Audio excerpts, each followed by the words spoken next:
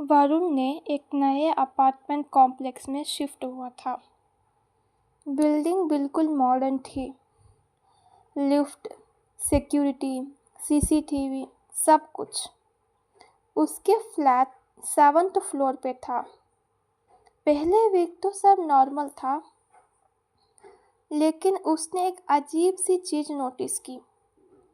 हर रात लगभग 1:30 बजे उसके फ्लैट के ऊपर से कोई जोर से चलने की आवाज़ें आती थी, जैसे कोई भाग रहा हो।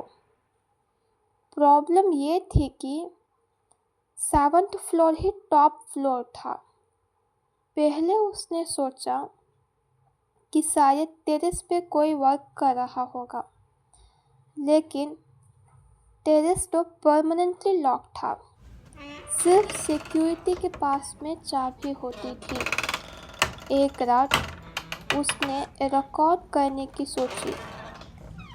जैसे ही 1:30 बजे फिर से फुटस्टेप्स शुरू हो गए, कभी तेज तो कभी धीमे से।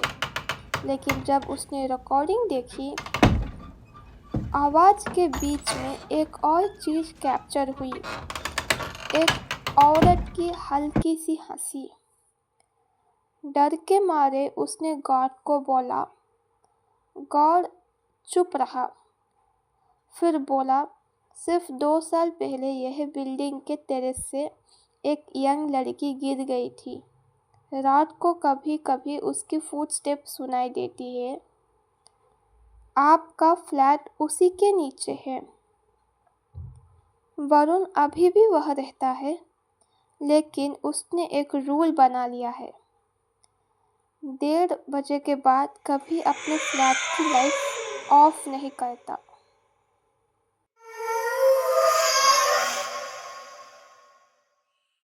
यह मेरी खुद की कहानी है।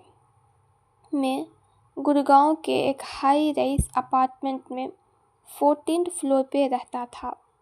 एक दिन ऑफिस से लेट आया और लिफ्ट ली।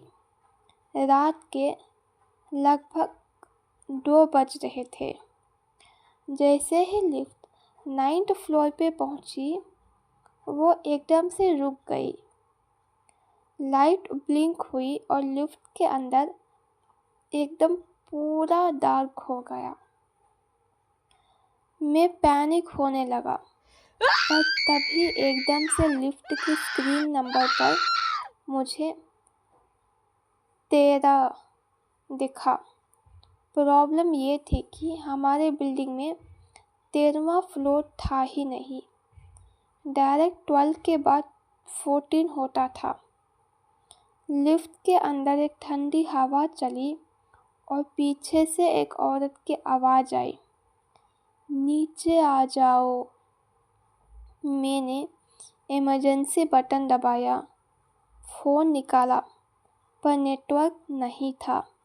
तभी लिफ्ट के ग्लास पे एक अलग सी रिफ्लेक्शन दिखा, किसी और के खड़े होने का। लेकिन सोचने की बात ये थी कि मैं तो लिफ्ट में अकेला था, तो रिफ्लेक्शन किसका हो सकता था। फाइनली लिफ्ट एक साथ में खुली और मैं 14th फ्लोर पे आ गया। जल्दी से फ्लैट में घुस गया। अगले दिन जब मेंटेनेंस वालों को बोला, तो उसने कैजुअल टोन में कहा, सर, हमेशा रात को लिफ्ट अवॉइड करो।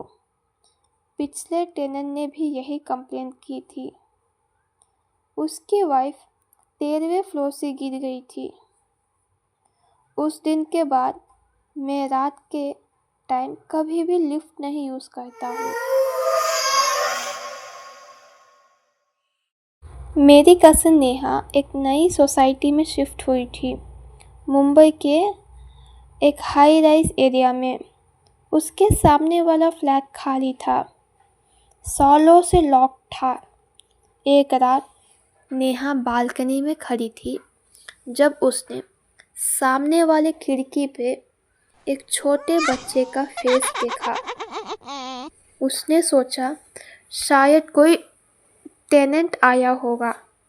नेक्स्ट डे उसने जब गार्ड से पूछा तो उसने बोला, नहीं मैडम, वो फ्लैट तो 5 साल से खाली है। नेहा ने तो तभी इग्नोर कर दिया, लेकिन अलग हफ्ते हर रात को घर की बेल बजी। दरवाज़ा खोला तो कोई नहीं था, बस एक छोटी सी टॉय कार थ्रेशोल्ड के सामने रखी थी। नेहा शॉक हो गई, क्योंकि रिसेंटली वह टॉय कार उसने फ्लैट के बच्चे के हाथ में देखा था जब वो विंडो से झांक रही थी। फिर उसने डिसाइड किया कि लॉक करके फ्लैट को रखेंगे।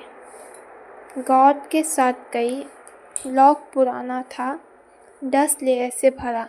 जब उन्होंने विंडो से अंदर देखा तो एक पुरानी फैमिली की फ़ोटो फ्रेम पड़ा था, एक कपल और उनका छोटा सा बेटा।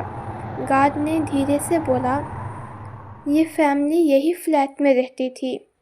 बच्चे की डेथ यही बाथरूम में गिर के हो गई थी, तभी से यहाँ पर कोई नहीं रहता है। नेहा ने उस दिन बालकनी से देखना बंद कर दिया, लेकिन कभी कभी उसे लगता है कि सामने वाले फ्लैट के कर्टन्स हिल रहे हैं, जैसे कोई छोटा बच्चा खेल रहा हो।